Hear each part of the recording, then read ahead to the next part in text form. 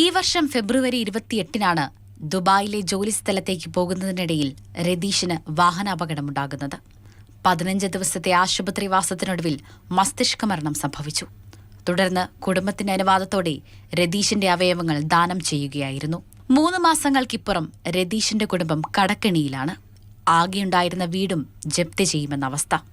വീട് നിർമ്മാണത്തിന്റെയും സഹോദരിയുടെ വിവാഹത്തിന്റെയും കടങ്ങൾ തീർക്കാനായി ദുബായിൽ പെടാപ്പാടുപെടുന്നതിനിടെയായിരുന്നു രതീഷിന്റെ വിയോഗം.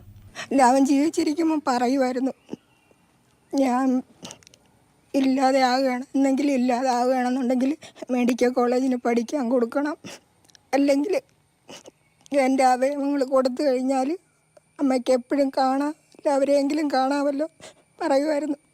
മകന്റെ മരണത്തോടെ കുടുംബം അനാഥമായി. അവയവദാനം നടത്തി മാതൃകയായതിനാൽ ആശുപത്രി ചെലവെല്ലാം UAE ആരോഗ്യ മന്ത്രാലയം നേരിട്ട് നൽകി.